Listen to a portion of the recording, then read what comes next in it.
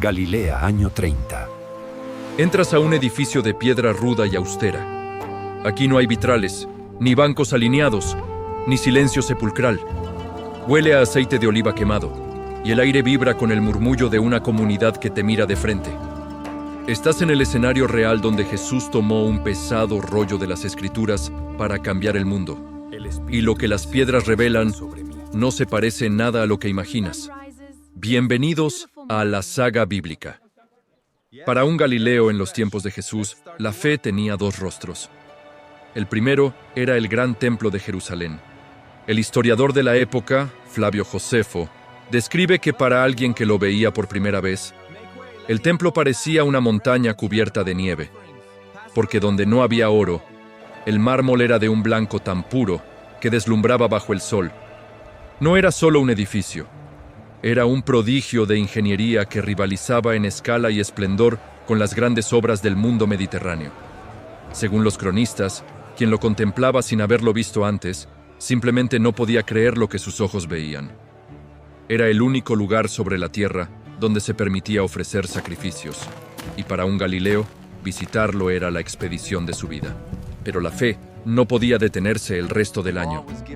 Por eso, en paralelo a la majestuosidad del templo, latía el corazón de la vida diaria, la sinagoga. Este espacio no nació de un mandato monumental, sino de una necesidad profunda durante el exilio en Babilonia. Sin altar, sin sacerdotes y lejos de Jerusalén, el pueblo descubrió que podía llevarse lo más sagrado con ellos, las Escrituras.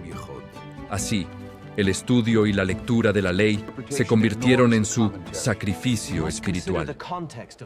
Cuando regresaron a su tierra, la sinagoga y el templo empezaron a coexistir como dos caras de la misma moneda. El templo era el lugar de la jerarquía sacerdotal. La sinagoga, en cambio, era el espacio de la comunidad. Aunque existían líderes formales como el arquisinagogo o jefe de la sinagoga, el ambiente era participativo. Allí, un artesano o un pescador podían tomar la palabra, algo que sería impensable en el ritual solemne del templo. Esta estructura fue clave para el ministerio de Jesús. La sinagoga era el puente entre lo sagrado y lo cotidiano. Fue precisamente este dinamismo lo que permitió que un maestro de Nazaret encontrara un escenario listo para ser escuchado por el hombre común. Sin este sistema de reuniones locales, el mensaje de Jesús difícilmente habría tenido ese alcance inmediato. Pero, ¿cómo eran exactamente esos espacios por dentro? Para descubrirlo, tenemos que bajar al nivel del suelo y observar lo que la arqueología ha desenterrado. Si pudiéramos cruzar el umbral de una de estas estructuras en el siglo I, lo primero que nos golpearía sería la solidez y la sencillez de la piedra. Olvida las vidrieras de colores o los techos abovedados. Las sinagogas de la época de Jesús eran edificios robustos, funcionales y a menudo bastante oscuros. Gracias a excavaciones en lugares como Magdala, Gamla o Cafarnaúm, hoy no tenemos que adivinar. Podemos ver exactamente dónde ponían los pies los asistentes. La mayoría de estos edificios compartían una planta rectangular, pero lo que ocurría dentro rompía cualquier esquema moderno. Al entrar, notarías de inmediato que no hay filas de bancos mirando hacia un escenario.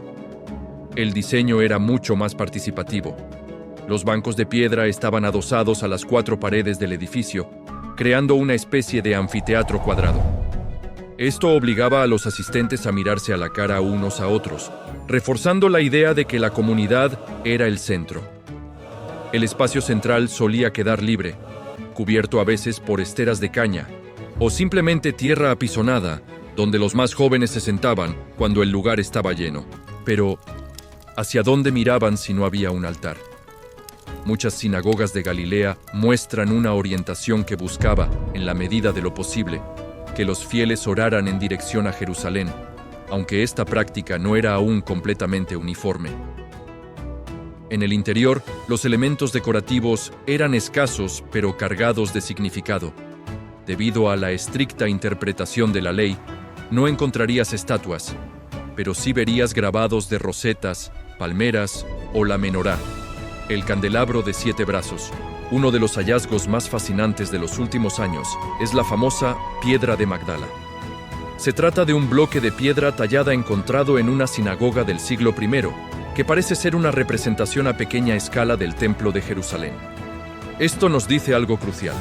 Aunque estaban lejos de la capital, la gente usaba estos espacios para mantener vivo el recuerdo del templo. Esta conexión con Jerusalén se repetía en cada detalle. Cerca del muro que daba hacia Jerusalén, se encontraba el equivalente a lo que luego conoceríamos como el Arca. En esta época, sin embargo, no era un mueble de mármol empotrado, sino probablemente un cofre de madera móvil o una sencilla hornacina en la pared donde se resguardaban celosamente los rollos de la Torá. Del mismo modo, el honor de enseñar se ejercía desde un asiento destacado. Aunque las famosas cátedras de Moisés, de piedra labrada que vemos en los museos, suelen ser de siglos posteriores, en tiempos de Jesús ya existía esa función, un asiento de honor, quizás una silla de madera o un banco elevado, reservado para el maestro invitado. Cuando Jesús se sentaba a enseñar después de leer un pergamino, lo hacía rodeado por el murmullo de una audiencia que estaba a escasos centímetros de él. El ambiente era íntimo, cargado por el aroma del aceite de las lámparas de cerámica y el calor humano de una comunidad que se reunía por pura supervivencia cultural. Esta cercanía física explica por qué las discusiones podían volverse tan intensas. No había una barrera física entre el orador y el pueblo. Es un error común imaginar que la sinagoga solo abría sus puertas durante el Shabbat. Si pudieras observar una aldea de Galilea un martes por la mañana, te encontrarías con un panorama que dista mucho de la solemnidad silenciosa que hoy asociamos con un templo.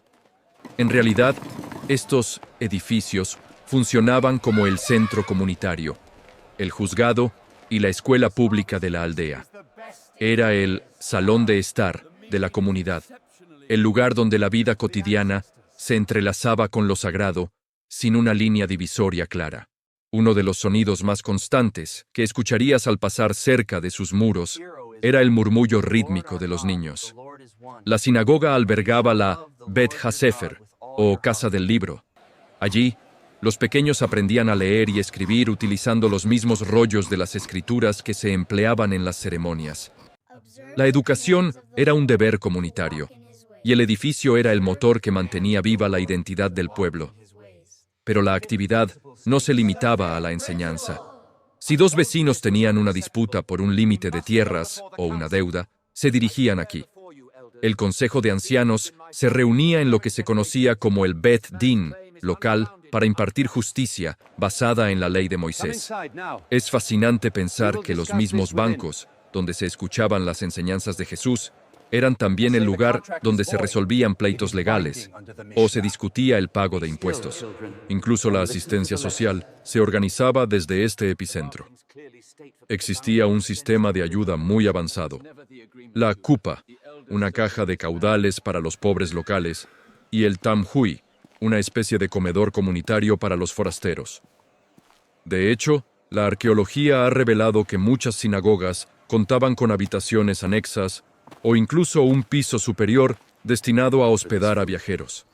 Era el lugar donde el extraño encontraba refugio y el necesitado encontraba apoyo.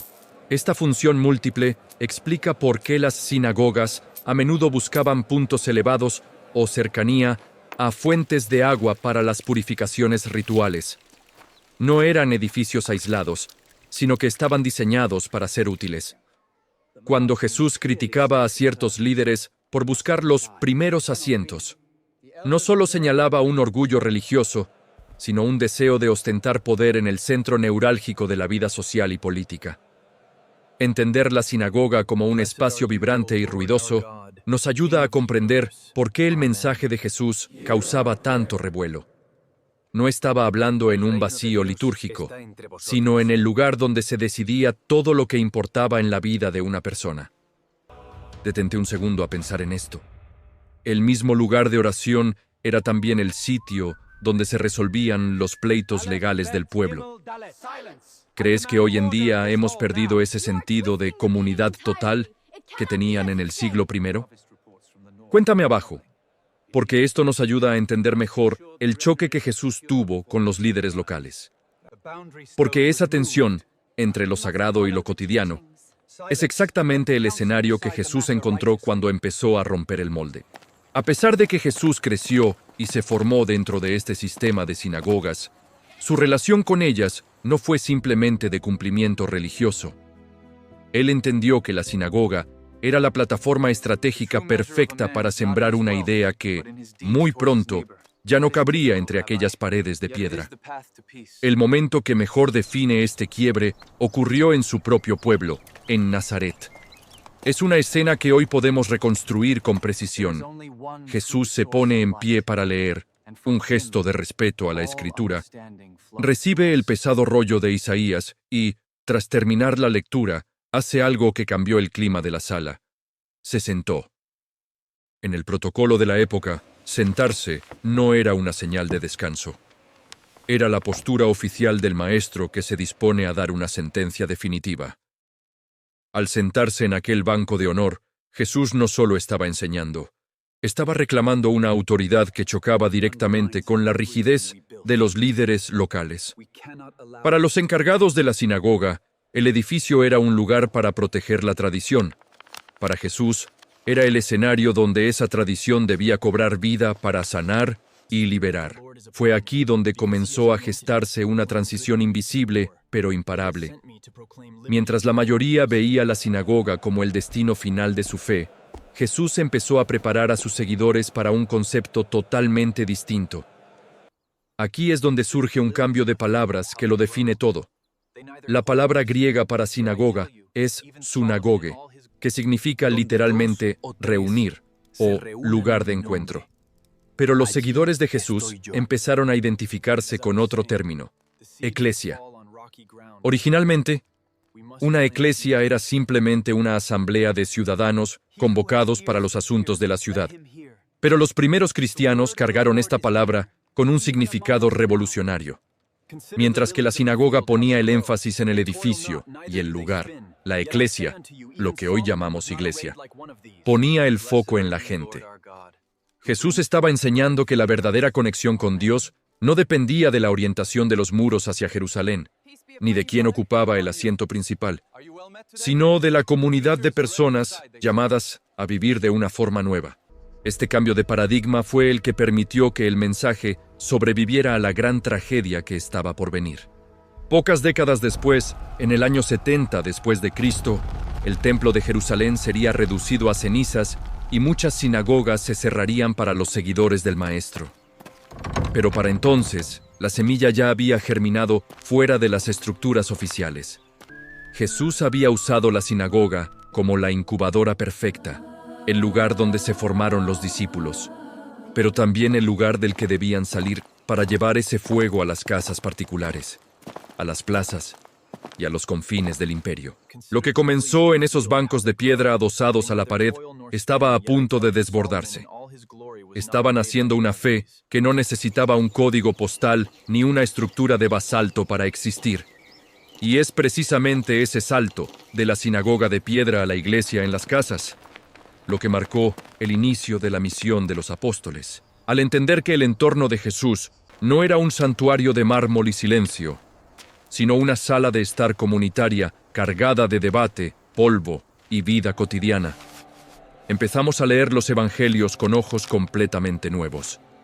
Dejamos de ver a un maestro distante y empezamos a ver al hombre que hablaba al nivel del ojo, rodeado de una comunidad que podía cuestionarlo y tocarlo a tan solo unos centímetros de distancia. Estas estructuras de piedra fueron el último eslabón de una cadena milenaria que unía al pueblo de Israel con sus ancestros. Eran el refugio de una identidad que se negaba a morir bajo el peso del Imperio Romano. Pero, sobre todo, fueron el trampolín necesario para algo mucho más grande. Lo más impactante de este recorrido es que apenas unas décadas después de que Jesús caminara por estos recintos, el concepto mismo de lugar sagrado daría un giro de 180 grados. ¿Qué pasó entonces, cuando la estructura ya no pudo contener la fe? ¿A dónde fueron los apóstoles cuando las puertas de las sinagogas oficiales empezaron a cerrarse para ellos? Ese es precisamente el viaje que vamos a emprender en nuestro próximo encuentro. Vamos a pasar de los edificios públicos a las habitaciones secretas y los patios escondidos donde se fundaron las primeras comunidades de los apóstoles. Si este recorrido por la realidad física del siglo I te ha ayudado a visualizar la historia de una forma más humana y tangible, me encantaría saber qué fue lo que más te sorprendió. Tus reflexiones en los comentarios mantienen vivo este espíritu de comunidad y aprendizaje que buscamos recuperar en este canal. No olvides suscribirte para que no te pierdas la segunda parte de esta historia. Nos vemos en el próximo capítulo de La Saga Bíblica.